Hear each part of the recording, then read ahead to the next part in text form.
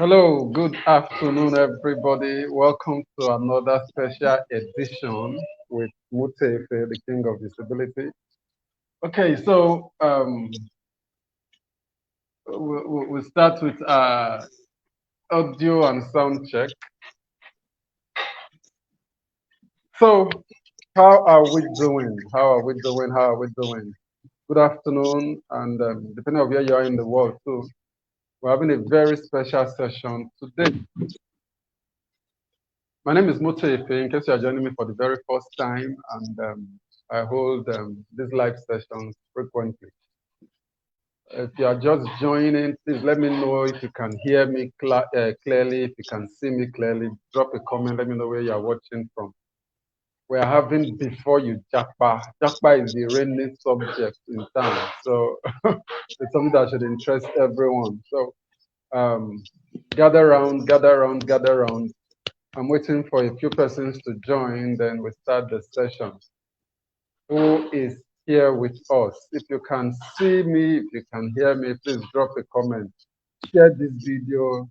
Let your friends know. Before You Japa is an interesting subject that we have to discuss. Yeah, I see people joining already. Who is that? Yeah, can you drop a comment to let me know where you are joining us from? This is an interesting subject, so I expect a lot of people to be present today. Wow, how was your day, Nigerians? How has it been? How are you enjoying the economy, the Agbado economy?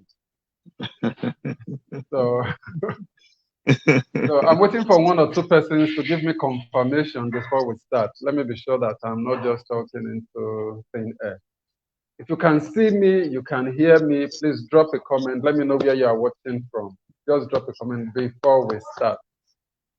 Right? So I see people already joining, but I'm not seeing the comments yet. Maybe it's time lag, but I'm sure that you guys will drop your comments.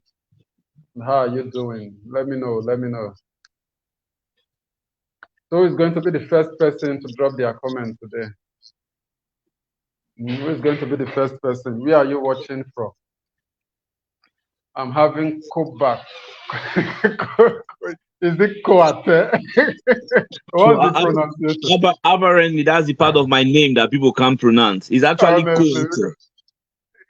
Koete. Koate. Koate. Okay, all right, that's good. So if I'm allowed to spell my name the way it is, it's a Ko-A-T-E. Okay, Koate. All right. Nigerian names, we have to be careful. Yeah, I mean, Facebook locked me out once. They thought I was faking a name. Abi. I had to submit an international passport. That's their job. All right. So, what's happening? You guys are not engaging. You're not dropping any comments. Should we start without you?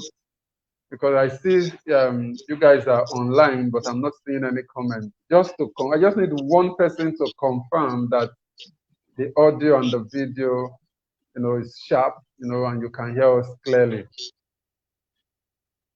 All the way from the United States, I'm having no other person but Koba in the house. He's going to be the one talking to us today on Before You Japa. He's a well-traveled person, and he has gotten some experience that will help Nigerians who intend to travel outside this country, especially if your main objective is to make money. Some people just want to go out to make money and come back, right? If you're in that class, you're going to find this session very interesting. Yeah, at last, we have somebody, Kolawole Sheriff Adeyemi. Where are you watching from, Sheriff? You didn't tell us. Thank you for joining, nevertheless, but you didn't tell us where you are watching from, right? So, who else wants to confirm? So let me know. Kolawole, thank you, and let us know where you are watching from. Is it Abuja? Is it Sokoto? Is it Lagos? Is it Kano? Is it Port Harcourt? Wherever it is that you are watching from, drop a comment to let us know. All right, so we're having, the comments are beginning to come in. Moses, thank you. So Moses Itanya Ameloko, I hope I pronounced that right. Nigerians will have to be careful. when you pronounce a Nigerian's name, you now say, I'm sorry if I got it wrong, because you never can tell. All right. So thank you, Moses, for showing up. Kolawole is joining us from Lagos Island. Moses is joining us from Lagos. All right. Good. Thank you guys for joining. Okay. Without much ado, without wasting much of your time, we are going straight into the session. So, Koba, good. You are in morning there. This is about 10 a.m. in your time. Why it's 3 p.m. here. So I don't know if I should say good morning or I should say good afternoon. Based I mean, on whichever one the you say, you're different correct. Okay. All right. So how are you doing? How is your place over there? Well, I'm fine. Currently, I'm currently in New York. Okay. I've been here for like a week or so, trying to do one or two things, and then I'll head back to where I came from. Oh, New okay. New All York right. is actually a very busy place, so it keeps you busy up and around. Okay. And you reside in what state? Oklahoma, Tulsa. Oklahoma. Oh, okay. All right. That's good. Okay. So, um, a lot of people are really, really interested in, in this Japa concept because one, at least for no other reason, the system, the Nigerian system, without mincing words, is choking for a lot of Mm, people. That's it. mm. That's it. Because I'm not going to try to pamper anything. This is not that the way they pamper now. This is this is going to say it like it is, right?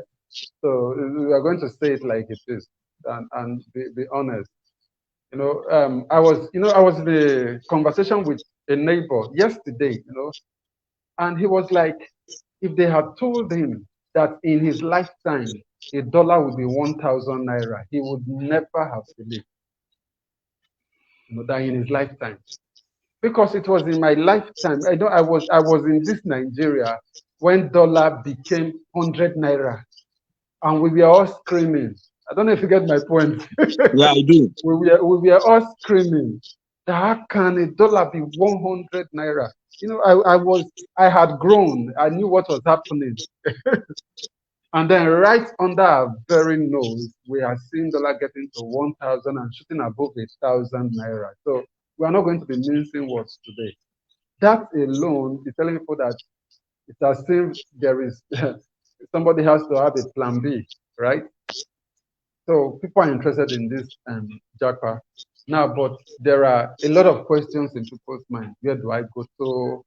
Do I go with my family? Is it easy to get permanent residency? Is it easy different questions in people's minds. And that brings me to those of you that are watching. This is an interactive session. So if you have questions, just type them. Just be putting your question, but type Q before your question. Just type Q so that I will know that it's a question. Because Koba is going to be taking them as we are moving on.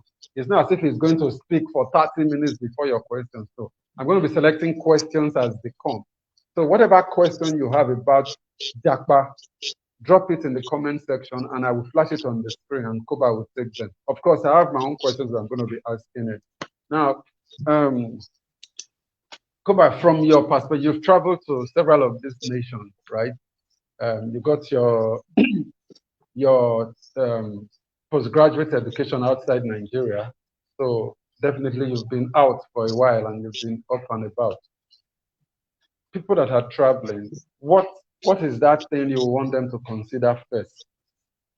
For those that Okay. are having that. Thank you, Mute. I'm really grateful. I mean, putting out this opportunity, like like my friends and particularly my wife will say, like you have so much information you don't share. I actually have a whole lot. Uh, Many times I don't find the need to share them. I just believe people will get around whether you share them or not. And particularly in our part of the world where if you share the information people need, if it doesn't go with what they are looking for, they don't think you're saying anything that makes sense. I mean, everybody wants to make their mistake, and it's very okay for them to, and of course, find their way around it. So I keep some of those news. So I think my first trip out of Nigeria was 2012. I was headed to Cyprus then for my masters, and ever since then I've had a different view to life. Well, I won't say I made deliberate decisions to be where I want to be. I mean, traveling around, and at least I've stayed in at least I've stayed in 5 countries so far, and I've visited at least 9. I mean, between 2011 and now. So part of what I think, or where I think people make mistake with traveling, is just waking up to feel everybody's going to UK, so let's go to UK. Everybody's going to Cyprus, bam, everybody Cyprus is filled up. Everybody's going to Canada, then Canada is the next thing. Categorically, I like people to, I mean, when people who have the time or who know about this, who come to me, I personally just tell them, look, you should have your goal for traveling, should decide where you go to. If you tell me you want to travel for education, I could point out some good countries, affordable, that all you need to do is go there, get educated, and come back. If you want to go to a place where you can school and work, I'll also tell you, okay, these are the countries available that you can actually school and work. I can tell you the dynamics of getting around it. I can tell you what the work life is. If you want to go for vacation, it's a different enterprise altogether also. If you want to go for vacation, it's a different enterprise also. If you want to go for what's it called? So you're looking for where to make money, particularly, and that's where I think we're going to focus more, because majority of the people Japan, most of them now money, they are not Japan because they want to. I've traveled this year alone. I've traveled and I've met Nigerians across. Guess what? In fact, I have someone in Canada. He said, look, if he earns an average 350, 400K and the wife earns the same, that he'd rather work in Nigeria. I mean, this is just to say, I've met people who all they're looking out for, the reason they're outside is to make money. Then there are a set of people who what they're looking for also is, I want to get the papers. There are particular countries that favor you with that. So if you don't put your reason for traveling alongside where you're going to, you likely struggle. You likely find, you get by, you pay taxes, you make the money, but you're going to feel like, I'm putting so much and getting so little, So, I mean, particularly here in the US, no, you hardly have your guys who have time for you. I mean, have you ever wondered why your good friends, once they go abroad, they hardly have time for you guys to talk? It's because they have to go round the clock, putting. I mean, the bills don't stop coming, and and for some of those who came into a system, met credit facility and jumped on it, that's the major recycler why their time can never be theirs. So particularly what I think we'll be talking about, or generally, is just maybe why you travel, why do you want to travel, and where exactly do you think you should be going to if you want to travel. And then, like I said, we'll be focusing more also on people who want to make money, like what country pays you more, because you might work 8 hours in UK or 8 hours in Germany, 8 hours in US. It's not the same 8 hours when it comes to the pay. So I think that's particularly where we'll be focusing more of the time on. So I mean, I expect people, as you have your questions, I also expect you to have your calculators around. I do financial business, so my calculator is my most used app on my phone. Okay, all right. So guys, you can see that this is serious business. So if you have your questions, please drop them in the comment section. Just type Q before your question. If you are just joining us right now, we want to know where you are watching us from. So drop them. Tell us if you are watching. I see Boniface from Accra, Ghana. That's good. Thank you. Olariwaju from Lagos. So let us know where you are watching from. I'll flash them on the screen. Then if you have a question, please type it with letter Q before your question. Just type Q, then your question, so that I will know that this is the question. So that Kuba can also take it. So why we'll continue. And you mentioned it while you were talking, that first is your reason for traveling should be the priority. You should know, why am I traveling than just jumping on the next flight and you're heading to anywhere because you hear people are going to Canada, or people are going to UK, or people are going to Spain. So, and I think a lot of Nigerians make that mistake, and then they enter. Now, but let's assume somebody takes that step. Is it really that bad? I don't know if you get my point. Is it really that bad? Because some people will tell you anywhere but Nigeria, right? They'll say anywhere but Nigeria. But is it really that bad that if somebody just goes to UK, for instance, irrespective of his purpose, is it what are some things that that person is likely to meet that he did not expect? Okay, I think the first thing everybody gets to meet, no matter how much you watch foreign movies, culture shock. You just yeah, you just realize that the system where you're coming from and where you are currently, they are not on the same frequency. So it's usually culture shock.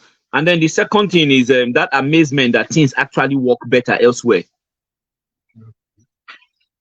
I mean, I like I said, I travel a lot, and I've figured like I remember my first trip to the UK. I had a very terrible quarrel with the immigration officer.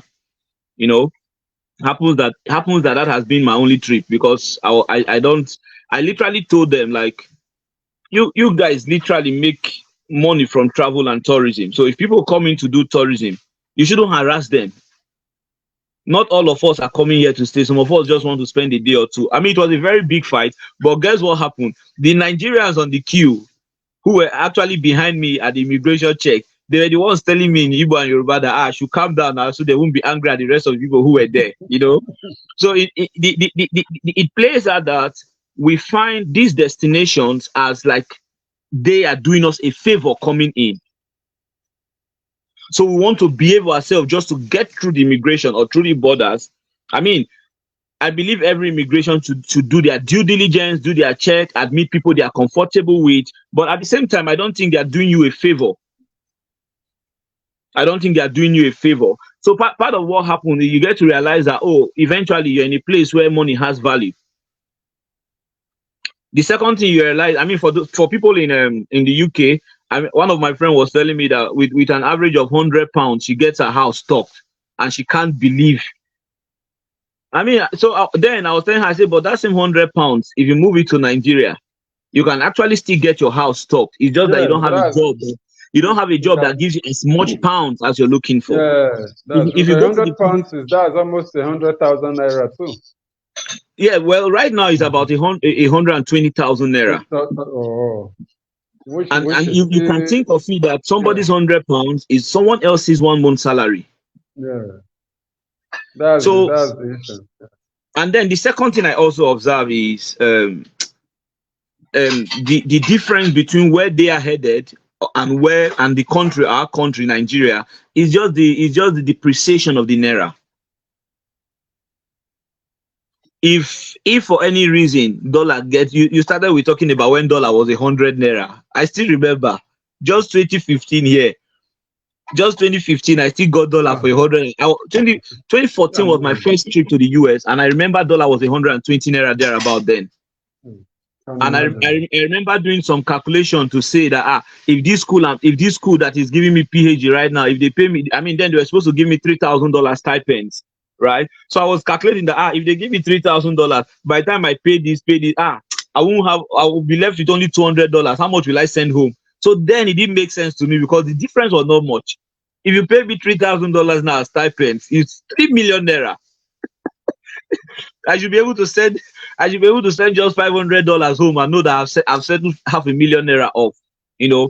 So I think, like I said, we have to look at not just the financial aspect. You're looking at accommodation. You're looking at the tax system.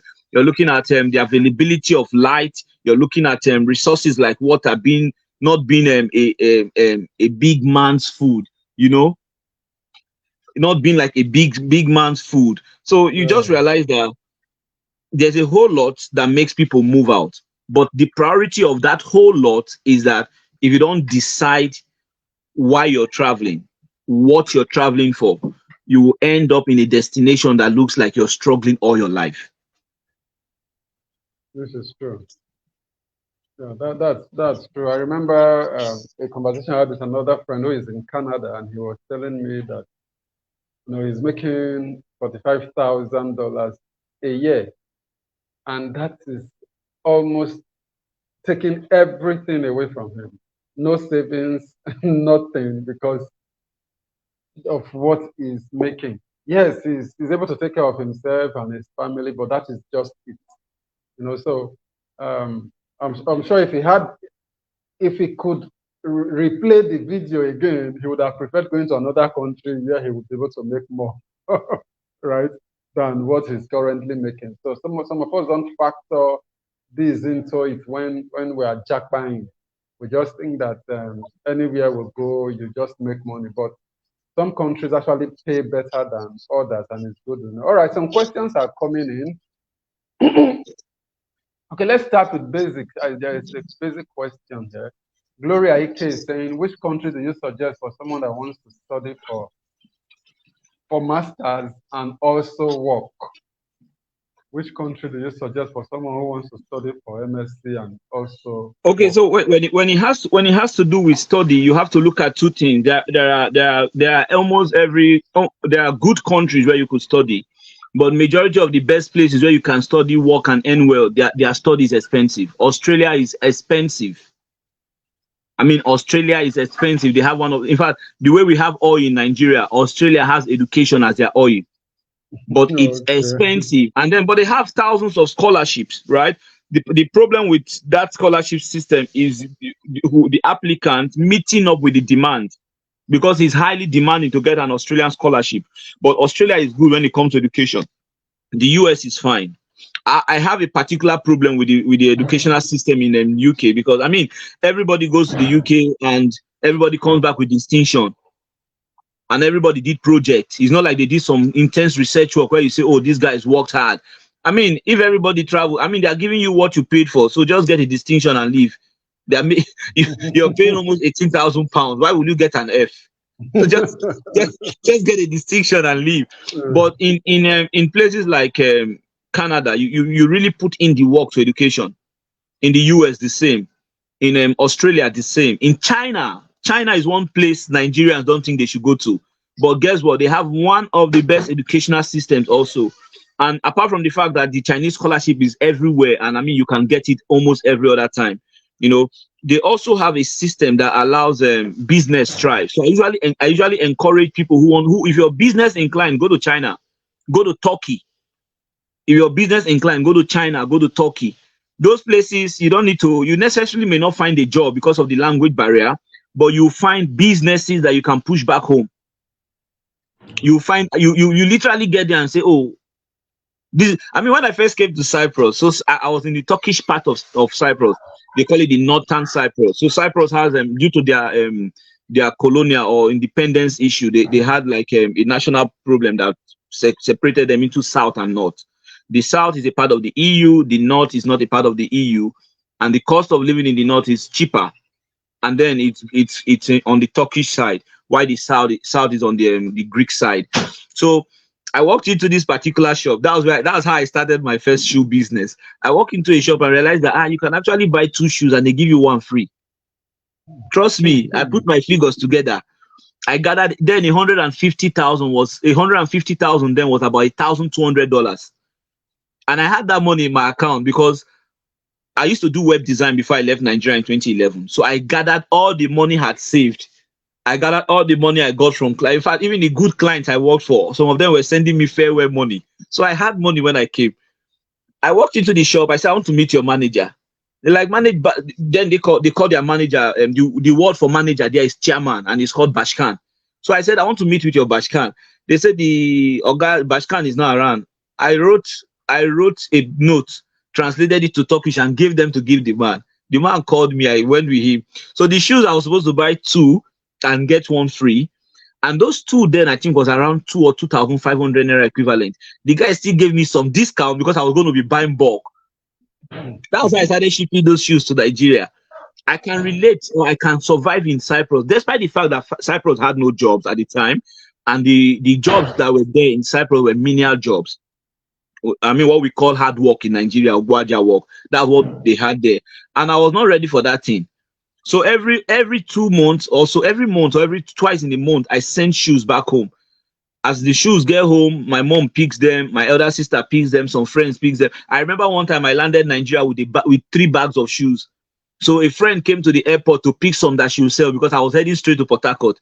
At the airport, one lady paid for the whole shoes, took all. Whoa. She took all and promised that she was going to mail the bags to me because I wanted to give the boxes to my mom. She mailed the boxes to me. Wow. So I got to Cyprus in as much as there were no jobs, I was a business person. So Cyprus could pay me. When I moved to Turkey, the same thing. Turkey is a general business area. I was literally sending shoes, jeans. The jeans we were buying in Nigeria as at last year or last 2 years for 15, 20K. I was getting them for like 3 times less at the price. Then I had a circle of friends that I'll just push those things to, and they take it to the. I mean, there's a guy in Port Harcourt that even told me, he said, look, whenever you're ready, tell me who will give you money. You just do the shopping. We'll buy everything off. Because those jeans currently, they are jeans. An average jean in Nigeria is selling for maybe 30,000 naira, 25, 30,000 naira to get a good one. If not for the deflation or the problem with the naira, those jeans are like 5K there. So I figured out that me, I'm a business person. I'm not looking for a UK place. UK does not have street. Canada does not have street. If there's any place I can stay, it's the US. US has street. And when I mean street, I mean this: go in, find something you can do without like you can create something for yourself. The UK system is designed that it doesn't favor people like us who want to create something for ourselves because everything is run on through the government. The Canadian system is the same. The Chinese system is not. It's designed such that, look, as long as you pay your taxes and pay the marketer or the seller, you move your goods out. They do the biggest shipping. So if you're business inclined, and whether you're going to school or not, I'll expect you to look at countries that are business inclined. Okay. Then if you're looking for cheap places to go to school, just know that you won't get as much jobs as you expect. Okay. But then the countries where you get jobs, like Australia, for example, like the US, like Canada, like UK. I mean, UK is demanding financially. Australia is demanding financially. US is demanding financially. Canada is demanding financially. But those are the few places you can actually go and, I mean, secure some jobs. So I think that I hope I answered your question, Gloria. Okay. All right. So, I'm sure you dealt with that well. When you said, there are countries that have streets and there are countries that don't have streets. I think that really nailed it, because if you are a business inclined person, you want to look for a country that you can run the street. Yeah. Right. You want to look for. But if you are not a business inclined person, then you want to look at countries where you just be part of the system, and just do what you went there to do and live. So that means what you want to achieve to actually dictate the country that you go to. That's good. Thank you so much. There is another question here. Okay, I think this one we are coming to the money part. This guy is saying, which country will you make money more and reasonable cost of living? So you make money, but the cost of living is not too high. So that's what he's asking. You make money, but the cost of living is not too high. Okay, I can't pronounce your first name, but I see the second name is Simeon. Okay, so Simeon, part of my ideologies is that I apply a lot of relativity to life. For example, when you say make money more, what do you mean make money more? Are you talking about extra 10 naira on your 1,000 that you have already, or you're looking for $100,000 on the 10 naira you have already? So I'd like you to, if you can work with figures, that would be fine. But here is it. In the EU, for example, I've stayed in Estonia, a bit in Russia. I've stayed in Cyprus. I know how because Estonia was a Schengen country, you could literally tell how Poland, France, Italy, and the rest of them operate. They are almost similar.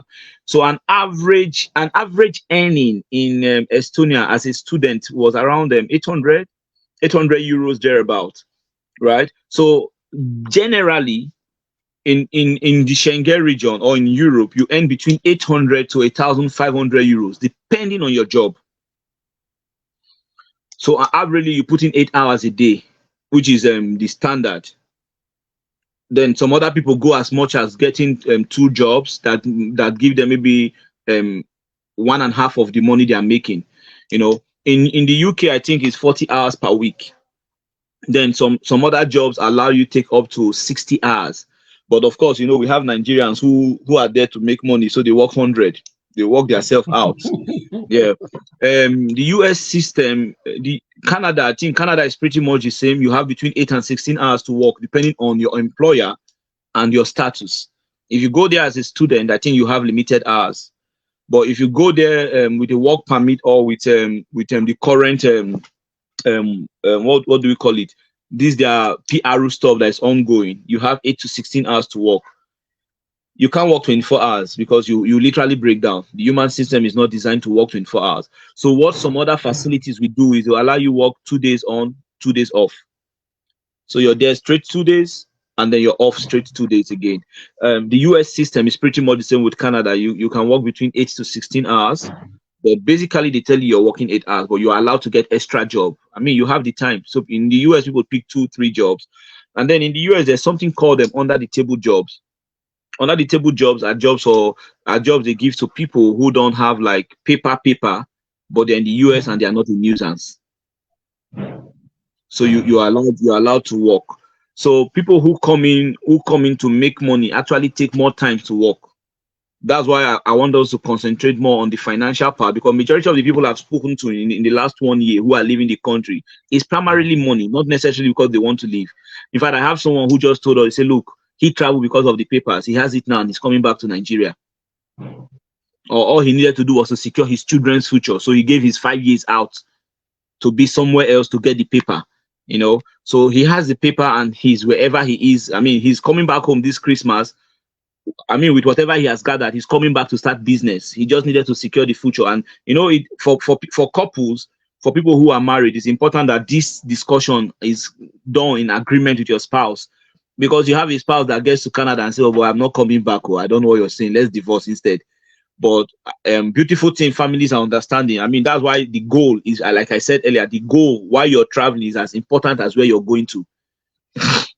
Then to address him, cost of living in the UK is high. To be honest, accommodation, you can verify, you can call your friends. First of all, I don't think the UK saw I don't think they saw it coming that in this time and age, like the migration will be so much that they will run out of accommodation. So accommodation is one of the big problems in the UK now. In as much as they are meeting to it, I give them credit for managing managing the situation.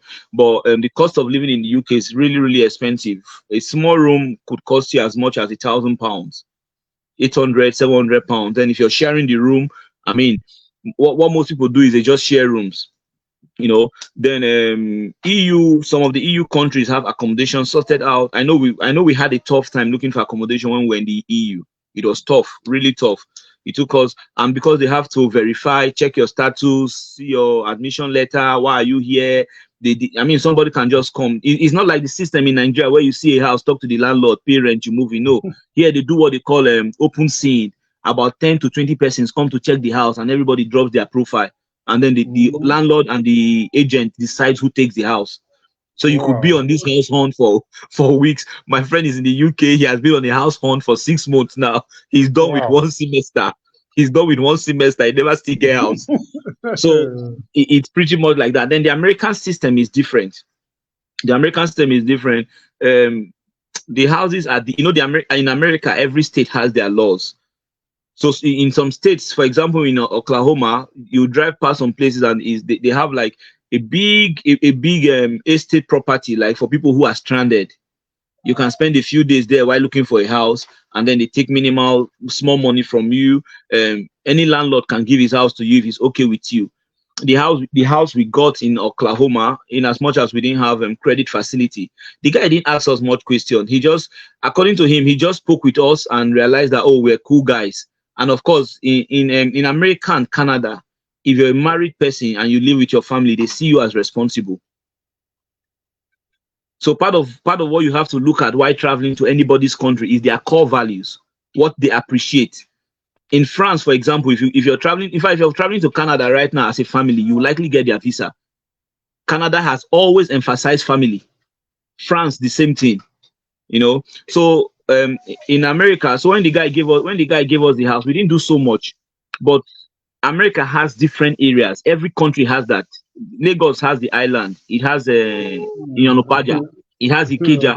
it has an Ojo, you know. So every state, every country has those areas. But there are some states like they call them harvest states. See New York, for example. New York is always an expensive place. It doesn't matter if you like go and stay in the slum, go and stay anywhere. Is expensive. Massachusetts is the same thing. California, Atlanta, the same thing. Florida, the same thing. Texas is a bit expensive, but it's almost like a busy New York, and because it's an active community where business go on, people don't mind. They make the money, they pay their bills. So if you want to make more money, usually it's US. Directly answering you, Simeon, if you want to make more money, usually is the United States. So I'll just do you a quick calculation. An average person makes 10 to 11 pounds in the UK. That gives them an Okay. average of between 800 to 1,500 pounds. In fact, if you see, wait. Let's step on the break a little before we go into okay, the mathematics. Before we go into the mathematics of it, because I know people are going to be interested when we go into the figures. So, Simeon, I want you to sit back, right? We'll come back to your question because okay, this one yes. is going. And by the way, This one is Simeon, going. get your calculator Uh, also. You can have your book and uh, pen by your side. yeah. So we're going to get back to it. So for those of you that are watching, if you are just joining, let us know where you are watching from. And if you have any question about Japa, type it in the comment box. Just type Q before the question. So we are packing this question. We'll come back to it because I see other questions that are not too conk, right? So I won't go back to just address those other little questions. Then we are going to come back to this one because we know money is about figures. So why should US be paying more? What are the hard evidences about that, and why should you consider the US over UK and Canada, right? So we'll come back to it. But let's take one other question first. There's a question by Kolawole Sherif. He's asking what country is the best for someone planning relocation and starting a family. So this one now, this is family relocation, not just an individual going. Family Okay, relocation. Sharif, I'll also ask you. I would like to emphasize: are you like relocating to stay there permanently, or relocating temporarily, or relocating to get papers? Because there are different relocations these days. People don't relocate as we used to know relocation again. Like Yeah, I I think mean, for him to have used the word relocation, that means he wants to say bye bye to Nigeria. okay. So if you're looking at permanent relocation, I guess that's why everybody is going to Canada. In as much as Canada need a workforce, they also have high family values that allow families stay together, and there are benefits to you being in Canada with your family. Then secondly, Canada gives papers. I mean, they settle you in your resident permit, your papers, your citizenship faster, and that's why the bulk of us are going there. Yes. So another country I discovered this country about 3-4 years ago. I mean, I like to travel, so most of the time I just spend time looking for good destination sites. It's in Europe. Most of us look down on them. It's Portugal.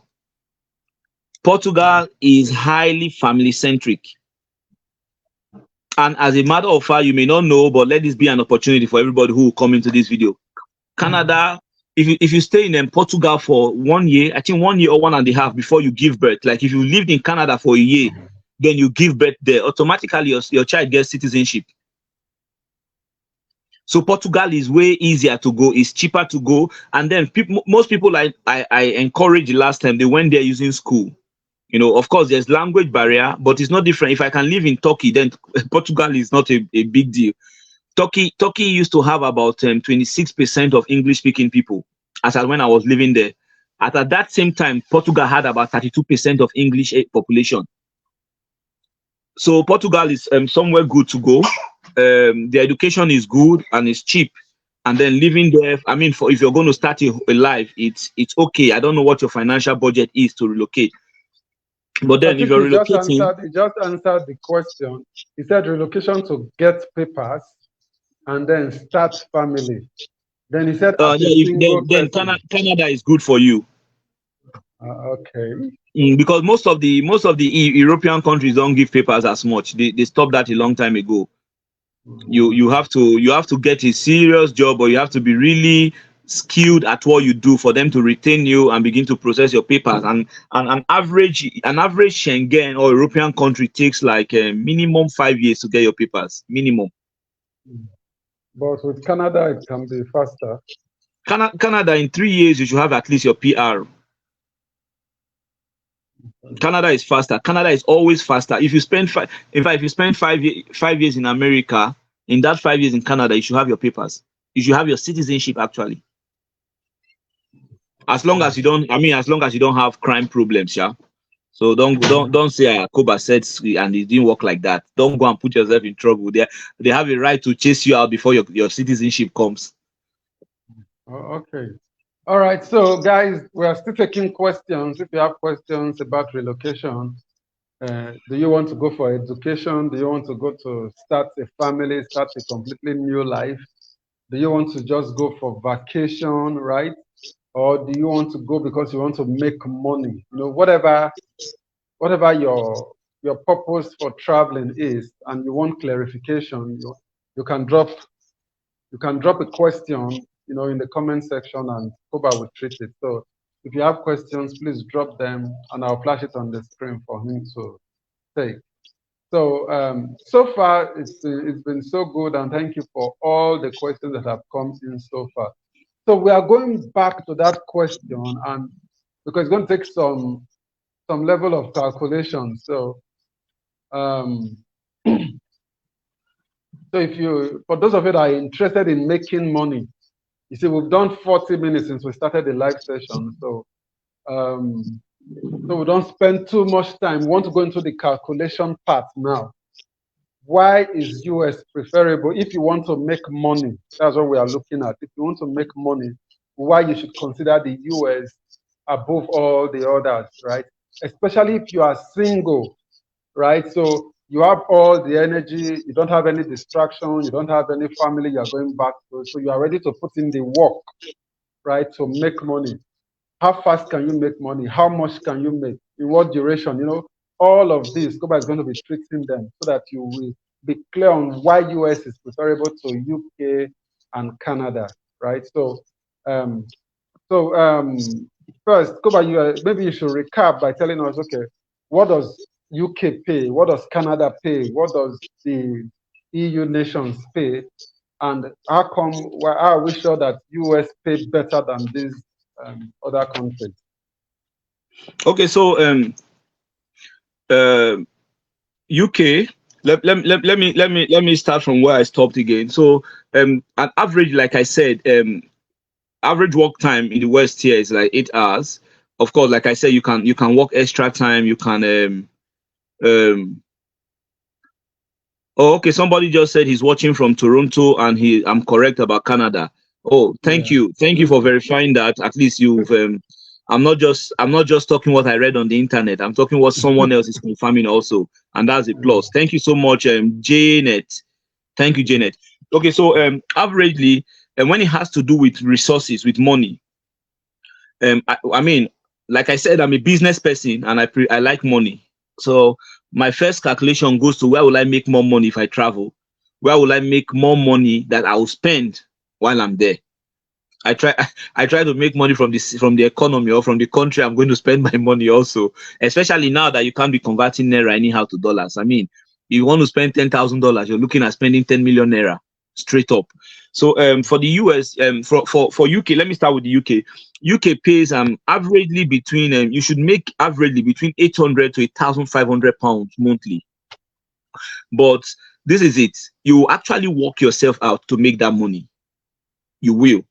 Now, I doubt if you even see up to 1,000. Averagely, that I've seen so far is between 1,200, 1,300, 1,400, and majority of them are these people who take the care jobs. So the care job happens to be like a spinning industry, especially in countries where they move old people to a particular facilities to stay, and they need people to take care of them. Health workers also make good money. Because I mean, you know what, the year we are in now, where health is a major concern, and because it's deteriorating by the day, people are having more need for health workers and health concerns. Tech jobs pay also. So if you're not in the category of people who are in some of these top 15 earners or top 15 professions, tech, medicine, lecturing, you know, you're likely going to be with those people who earn between 800 and 1,500 maximum, no matter how much energy you put in. And of course, to stay in a country like UK, US, Canada, anywhere else, and to earn that much, you need to must have ascended um, a particular level. We're looking at the next 5 years for you to get to that level where you'll be talking about, oh, I make £2,000 a month, especially if you're not in the health sector. Okay, so in the UK, like I said, you make an average of, let's use the highest figure, £1,500 monthly. Don't forget, in your £1,500, you have bills to pay, you have rent to pay, you have maybe a few family members, or let's say you have your mom to send money to, because I'm talking now like you're not married, like everybody here is single. You have your mom or maybe your kid brother or somebody to send £500 or £100 to monthly. So that's 1,500 for the UK. Let's see, in EU, the EU, almost the same thing. You earn between 800 and 1,500 euros. Now, and don't forget, the pounds pays more when you convert to naira than the euros. Pounds is currently about 1,200, and the euros is about 1,100 or so, and then the dollar is about 1,000. So you see the level. So if you do, Simeon, I think you have to help us. Part of what you do is you do the calculation, put it on the comment so people should see. It's your question. It's going to benefit everybody. So if you do 1,500 against 1,200, you have a particular figure in naira. I don't want to talk about your bills. You manage your bills yourself, depending on where you stay. But this is how much you make. I have a calculator here, so I deliberately brought my other phone, so I'll do the calculation with you guys as we go on. Unfortunately, you can't see my screen, but we'll have 1,500 times 1,200. You're looking at about 1.8 million in a year. It's huge money over here. In a month. I mean, sorry, in a month. It's huge money over here. So in the UK, we're looking at 1.8 M. In Canada, I think you earn almost about the same thing. Canada pays per hour. They pay between I think, well, averagely between $15 per hour to and up and above. So it depends on what job again you're doing in Canada. You know, if Canada is going to pay you $15 Canadian dollars per hour, or just to give you the proper rating, let's say 18 Canadian dollars per hour, because majority of the people in Canada are there legally, so they earn according to minimum wage. So let's say 18 Canadian dollars per hour. If you get 18 Canadian dollars per hour and you work 8 hours, you're looking at 18 times 8. That's 144 Canadian dollar. And you know, one Canadian dollar is actually about 750 naira now, or let's top it at 800. So if you do this and you work 8 hours per day and then you work 6 days in the week, you're looking at about 864 Canadian dollars. Let's call it 865. Let's add one more dollar, say 865 Canadian dollars. If you multiply that by 4 weeks, you're looking at about 3,640 monthly. So let's say 3,640 Canadian dollars multiplied by 800. You're looking at about 2.7 million. So in Canada, the money you make with almost the same hours of work in the UK, in Canada, you make more. Then in the EU is fixed. EU is averagely, if you're a student in the EU, you should be earning around 600 to 800 euros. If you're the working class, you should be looking at, like I said, another 1,500 euros. You need to be on the real, like the top skills, tech skills, health department and all, to be earning from 2,000 euros up. So to be on the safe side, let's work with what is applicable to the bulk of people out there, 1,500 euros. If you do 1,500 euros monthly times 1,100, which is the current value of the euro right now, you're looking at about 1.6 million. You're looking at about 1.6 million. So if you have friends in the EU and when they tell you that, look, we don't have money, believe them, they don't have. Because most times, especially those of them who actually have companies who take their taxes and everything. I mean, most times it's just, we're just alive. Let's just be alive first while we look for better days. you know. But then if you move to the US, the US, I'm not going to use the every state. So this is the US now has an independent play. Every state manages or decides their minimum wage. In Tulsa, Oklahoma, I think the minimum wage in Tulsa, Oklahoma is $15 per hour. So let me use an average rate, because I've seen people talk about $13 per hour. They earn $13 per hour. Okay, so let's say $13 per hour, right? You have $13 per hour multiplied by 8. That's $104 you make per hour. I mean, you make per day. So if you multiply that by 6, you're looking at about $624. Now, the good thing about the US, the tax system is high. So you have a chance to pick multiple jobs. And this is why I particularly decide to focus on people who are single and people who actually want to work to make money first, just raise some capital, raise some money. If you do 8 hours, you likely not meet up with your bills. So even people who do corporate, like the people who are in the apart from those in the top 5 or top 15 echelons, almost every other person in the US picks 2 jobs.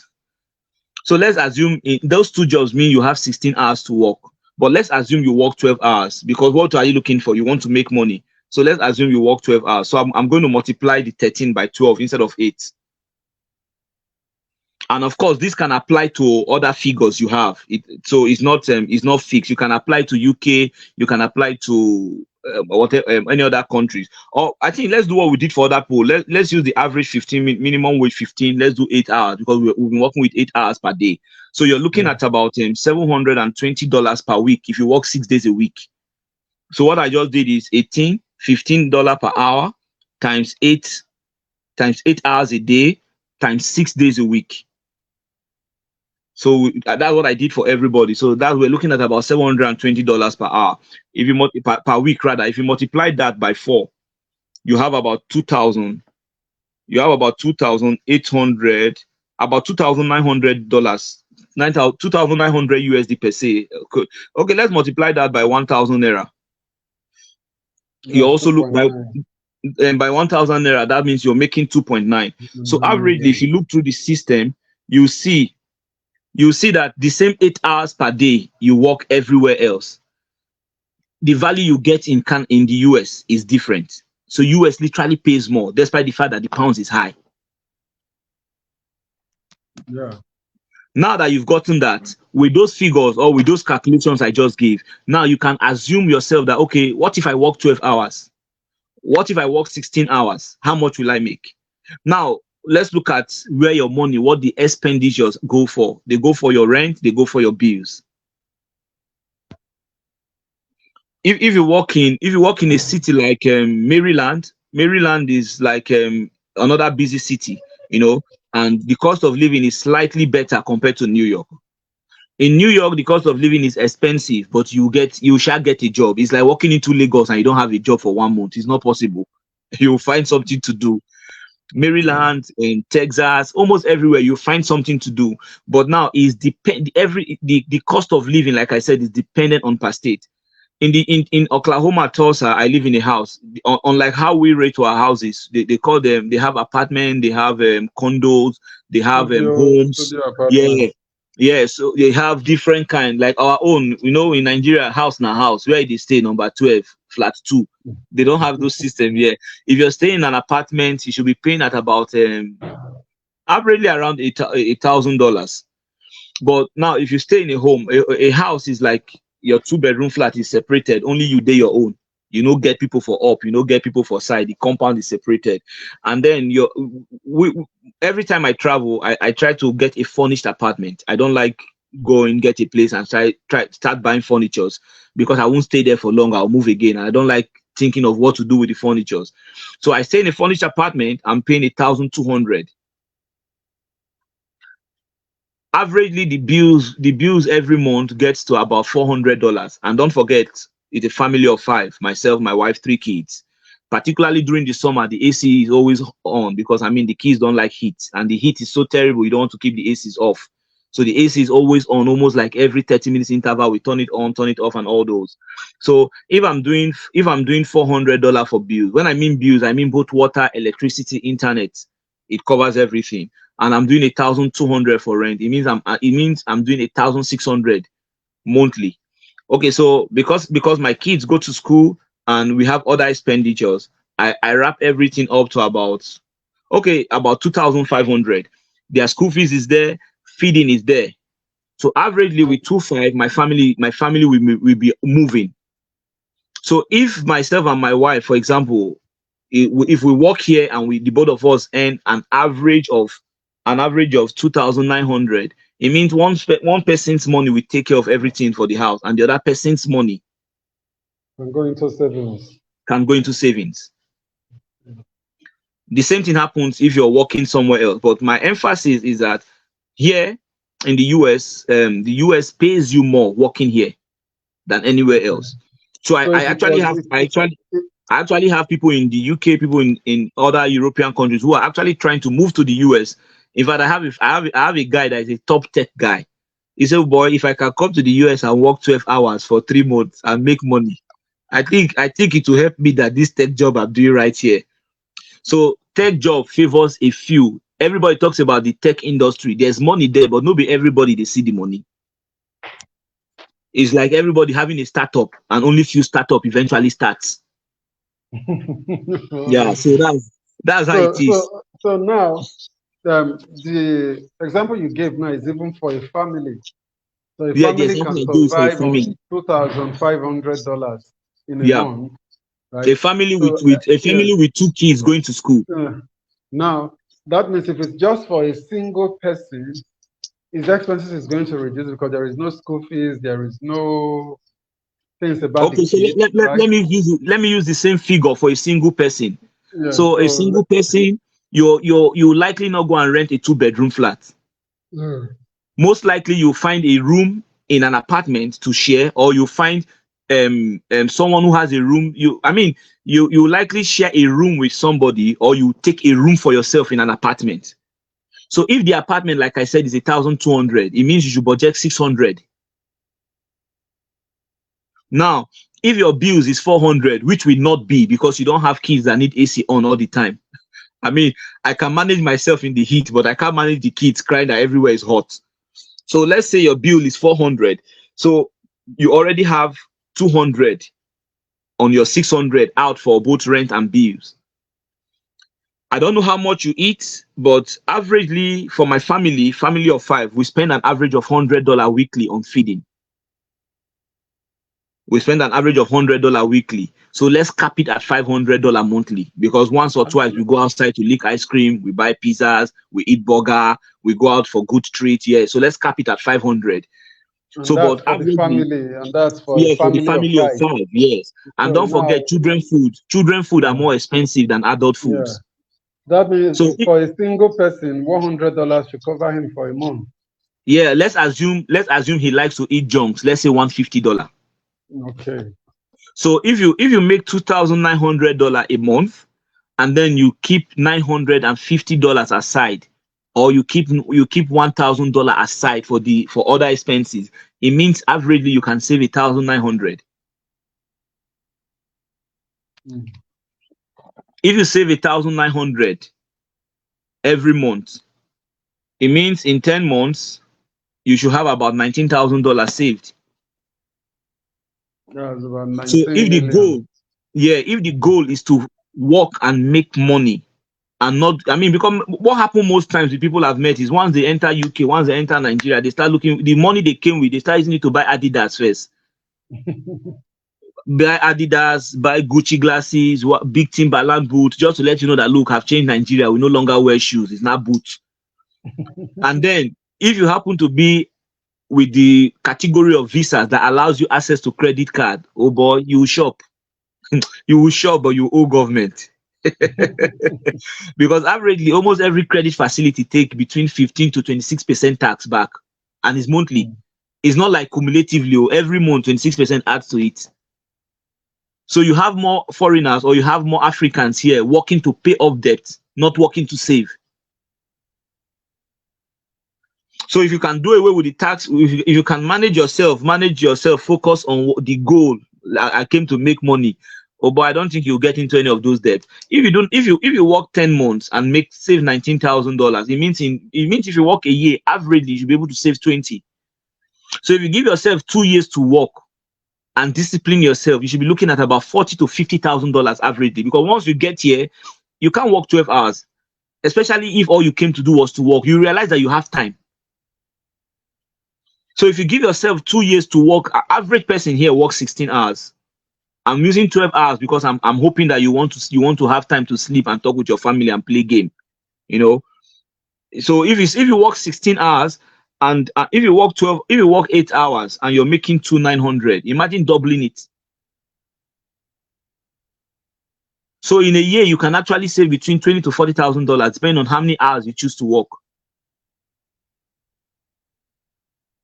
And then we used the average $15 per hour. There are some people that will pay you less, there are some people that will pay you more, depending on what papers you have and what category of visas you come in with, as long as you have a work visa. Wow.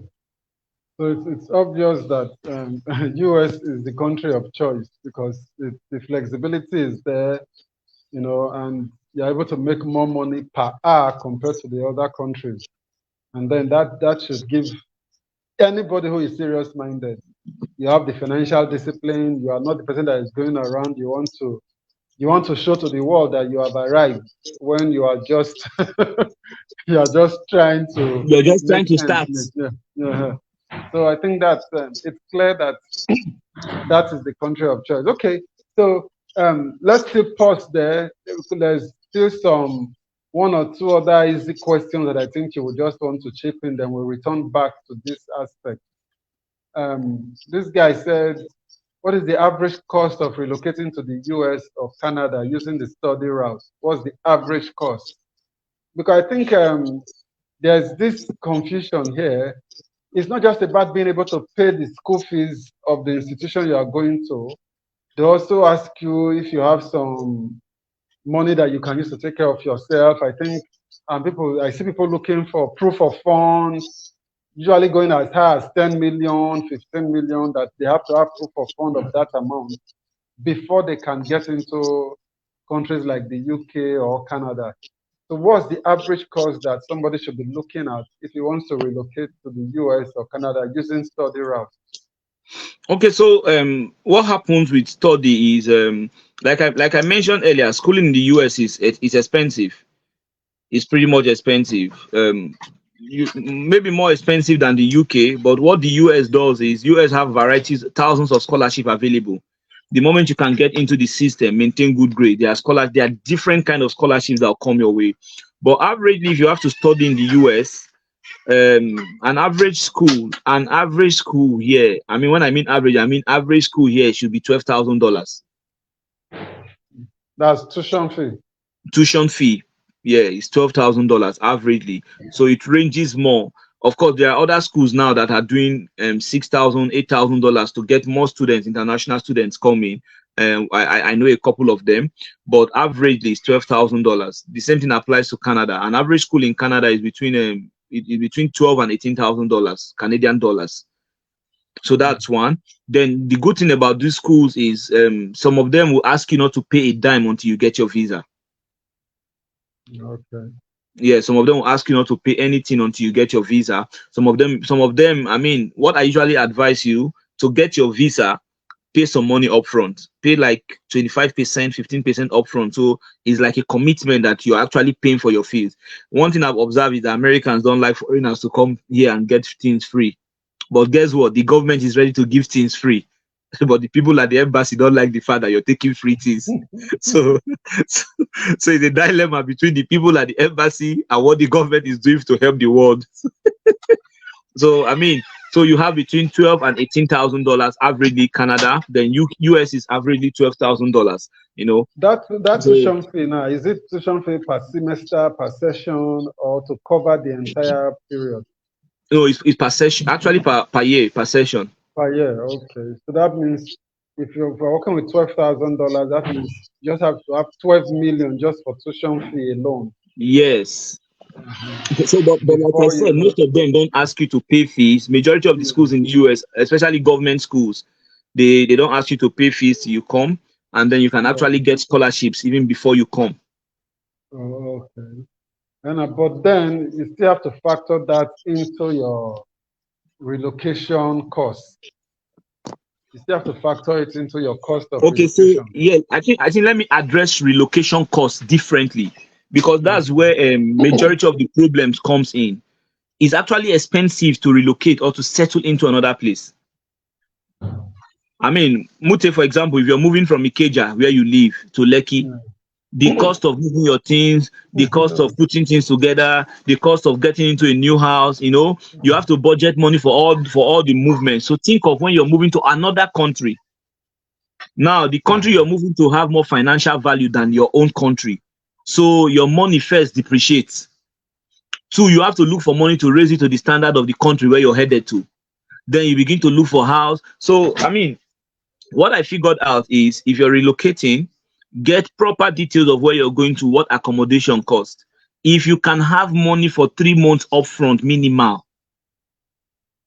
that means as you're going, you have your house rent for 3 months, you have feeding money for 3 months, bills for 3 months, and small pocket money. You know that okay, yes, you have 3 months to settle in without thinking of where the next bill is coming from. Whatever makes you move without having some money upfront, it will look like you, in fact, it will decide how your stay in that country go. It looks like you're struggling from hand to mouth, because every money that start coming goes into bill. You can't save. In fact, you begin to ask yourself, like, why did I make this move? So if you're moving somewhere and you have some money upfront, it is important you save those monies. And I mean, I'll even advise you have some money upfront for settling in, especially if the school is giving you scholarship. That money you pay the school, use it to get accommodation upfront and know that look, you've sorted 3 months. Okay. All right. So the best thing is the country you are going to get all the information you need about that country to know what it will cost you to relocate there. Yeah. Okay, then a second question, quick one. I think it's on the screen.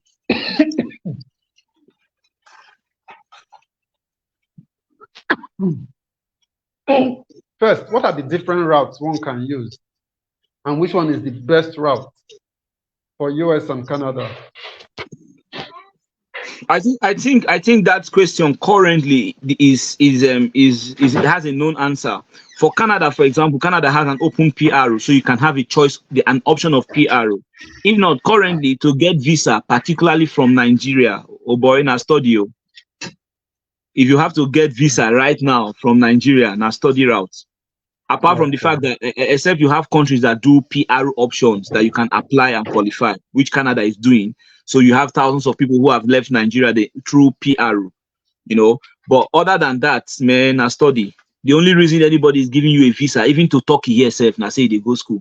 To even get normal visit visa these days looks like you have to increase your prayer points or your prayer time. So common travel, like just basic travel, I'm going for vacation, it's difficult to get visas. But schools, people who go for studies have more chances to get visa right now. Then, like I said, apart from countries that do PR relocation, is study.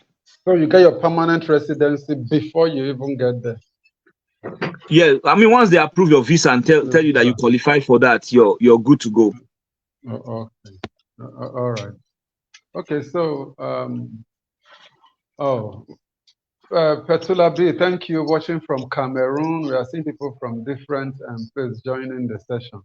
Okay, now let's come back to the US. For someone who is saying, with everything Koba has said, now I think I need to consider going to the US to make money. Is there any special program that they can latch onto, right? Any special system? Because some of them, yes, it sounds good right now, but they may want a bit of hand holding. If I get to the US now, will I just see the job waiting for me?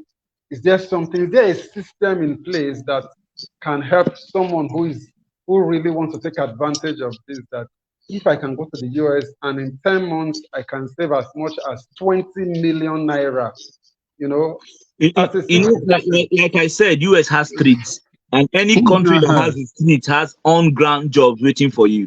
Yeah. So now, US has streets.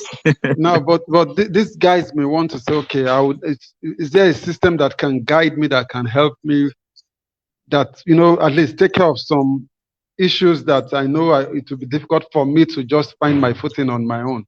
So is there something for them?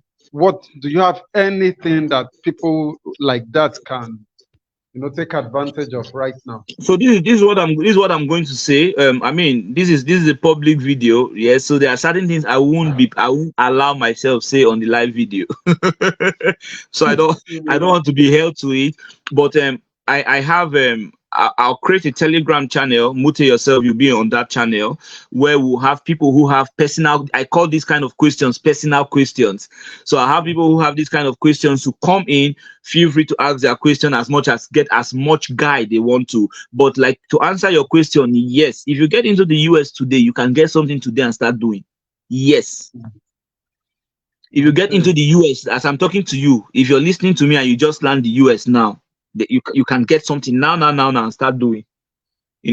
And like I said, an average gig here in the US gives you, even if you do a driving gig, you do a nanny gig, all those gigs give you an average of the same currency, the same calculations we just did. So yes, if you come to the US right now, I mean there are a couple of things working here that almost everybody else is doing, but including the Americans themselves. They do it as part of their job because you're taxed. You get to pay for you get taxed for all these jobs. So in America, why I like the American system is there's nothing like dirty job. Because there's dignity of everybody labor gets there. yeah, everybody gets taxed for whatever job. If you like, call it dirty. If you like, call it 5-star job. You get taxed for it. So the fact that everybody is going to get paid or is going to be surviving on those jobs, nobody looks down on what anybody else is doing.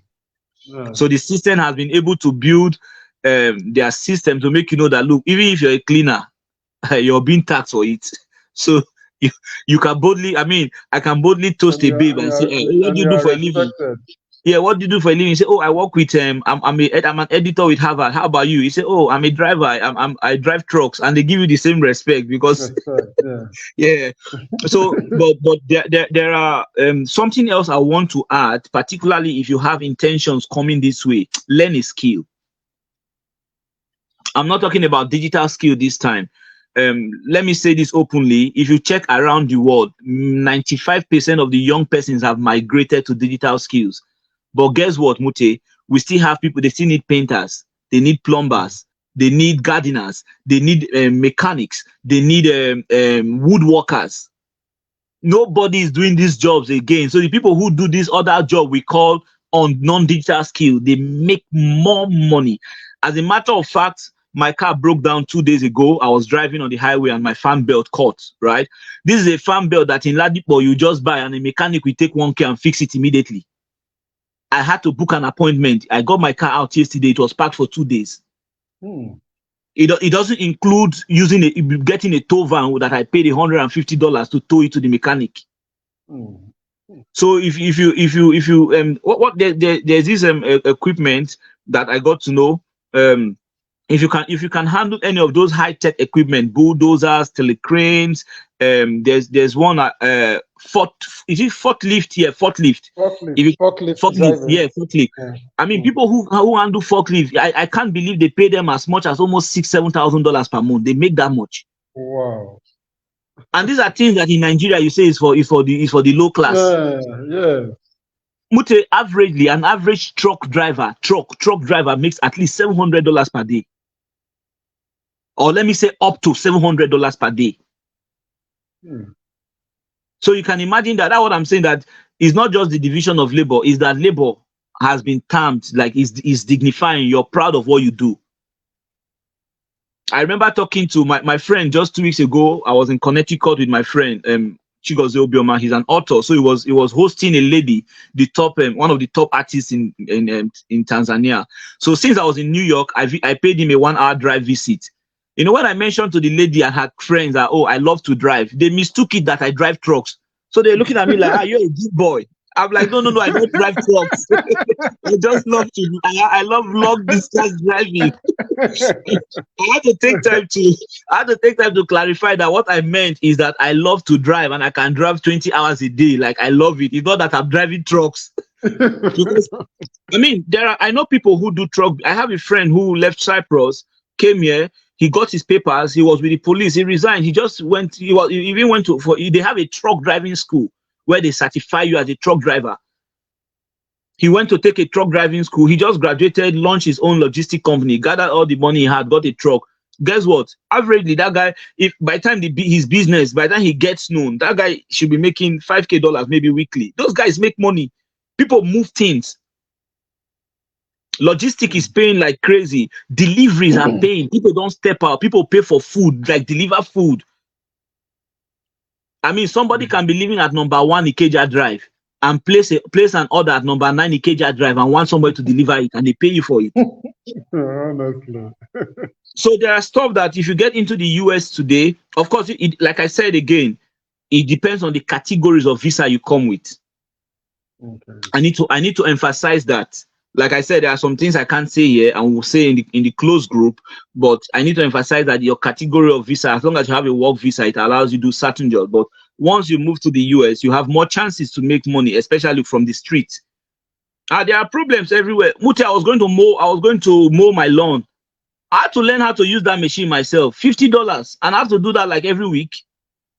Oh boy, I learned how to. The machine is in the compound there. Is in my house. I had to learn to use it.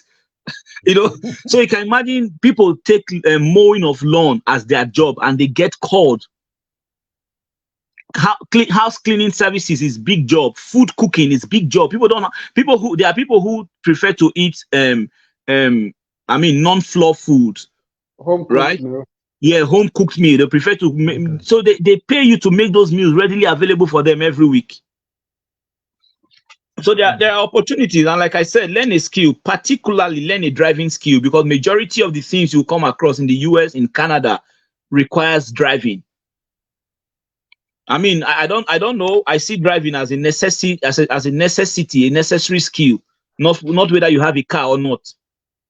But learn a skill, learn driving, because most of the easy jobs you can find are always around these sectors. Learn barbing, learn how to make a hair. I mean, I go, since I no plait my hair, $80 every week. I Honestly. need to carry the hair like that. No, and these are jobs that Nigerians look down upon because we Yes. just feel they are just low class jobs. They are not paid much. Meanwhile, they become very high paying jobs over Yeah, there. they're high paying job elsewhere. I have a friend, she has been in the US for 5 years, almost 7 years now. All she has been doing is making hair. She has a part of her house that she makes hair, and guess what? She hits almost 5K Every month. every month. Hmm. Oh, wow. Oh, wow, it's been interesting. Okay, guys. I mean, this is almost 1 hour, 20 minutes. I mean, this is about one of the longest sessions I've had. So you've heard Koba. There are opportunities available in the US. And like he said, he cannot dive into everything right here, but there'll be a Telegram channel that will be created. If you are interested, drop a comment on this post that you are interested in being part of that Telegram group so that the link will be sent to you once the Telegram group is set up, most likely tomorrow. And then so you can be part and is going to share more on this relocation stuff to the US.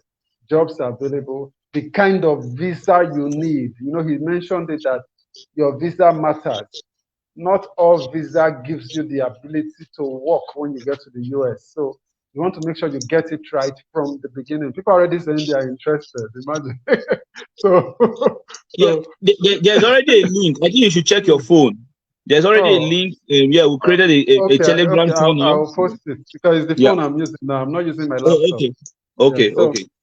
so those of you that want to take advantage of this, drop a comment on this live session You know, then secondly, share this live session. Just click on the share link Yeah, now I think to they your should do that timeline. now. I was going to mention Yes, it when we started, but they can yes. do that now.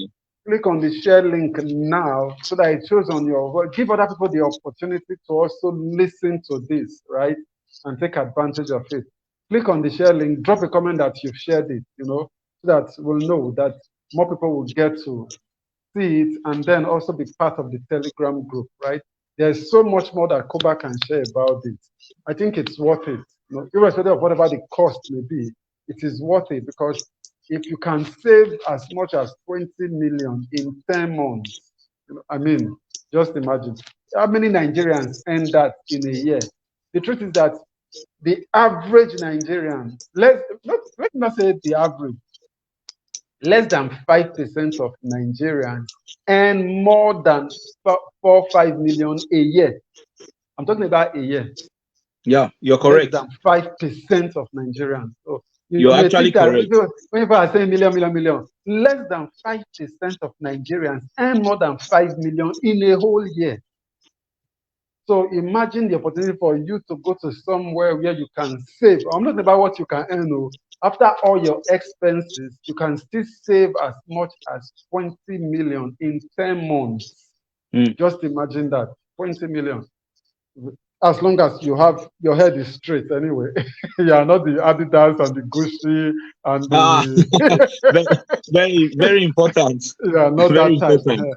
You know what your focus is, and that is your focus. You can save as much as that, you know. So because whether you like it or not, all of us cannot just be on this online space and thinking that you can make millions by selling your ebooks and all of that. Yes, there's a opportunity in digital space, but there are much more if you're ready to do these jobs that Kuba just mentioned. And you can have these skills quickly. Many of these skills, you can learn them in 3 months, 6 months. Many Yeah. of these skills. With 3 to 6 months, you can learn them and they will pay you heavily in the US, right? So if you're interested, share this video, then drop a comment that you're interested so that you'll be notified when the Telegram, the link will be sent to you so that you can be part of the Telegram group and Koba will share more on it. So Koba, thank you so much. This is Thank you so much, one Mute. hour, one hour, Thank 20 you for minutes having long. me. I'm grateful. Well, Wow. I think I feel a bit okay, happy because I mean this is the first time I'm having the opportunity to share these things. I don't share them. I Okay. just I just keep them to myself. And Nigerians like need I to know said, like this. I told you, I have my senior friends who feel I have so much information I can make money with, and I don't share them at all. So they are just there. These are information that Nigerians need to know and take advantage of. So far so good. All right, so Kuba, thank you so much, and I'm Thank you, sure that Mute.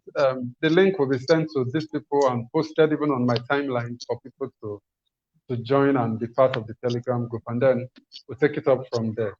So thank you, and for those of you that have been watching, thank you for staying with us this long. We'll continue in the Telegram group. With that, I'm bringing this session to an end. Remember, like I always say, go visible or go home. See you in our next session. Thank you and bye for now. All right. Mm.